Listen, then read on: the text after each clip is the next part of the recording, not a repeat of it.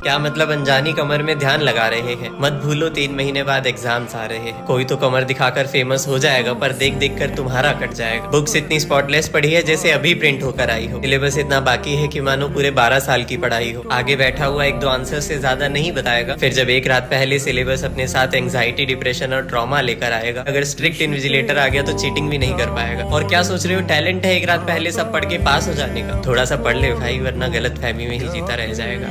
ऊपर पंखा चलता है, नीचे बेबी सोती है। सोते सोते आंख खुली, अचानक कैसे नींद उड़ी। चुपके से एक हाथ आया, अचानक किसी ने सीना दबाया। समझकर सपना करवट बदल ली, फिर किसी ने कमर पकड़ ली। सहमी सी शक्ति नींद से जागी, उठी फटाफट दूर को भागी। नाकाम रही, पकड़ा था कसकर, बड़े से हाथ को मुंह पे रखकर। चिल्लाया तो सीना काट डालूंगा, बताया किसी को तो मार डालूंगा। घर के छोटे राजा की आवाज थी उसके चाचा की। दर्द में सहमी सिसकी सांस, रही तड़पती पूरी रात। गिराए आंसू, दया ना आई, उखड़ा जिस्म न कुछ कर पाए। फिर जब जब चाचा आते थे कहीं दूर छिप जाती थी, पर इज्जत का एक दाग था ऐसा कभी नहीं कह पाती थी। आज वो एक लड़की सियानी, अनकही उसकी कहानी। किस्सा सबको कैसे बताती, जब याद करके सहम है जाती। दिखाती सीने के घाव गहरे तो उसी की इज्जत उछल जाती। सुनाओ कहानी सबको ये, लड़की को माल नहीं तुम मान समझना। मत सहना जिस्म पे हाथ किसी का, सुन तू अपना ख्याल।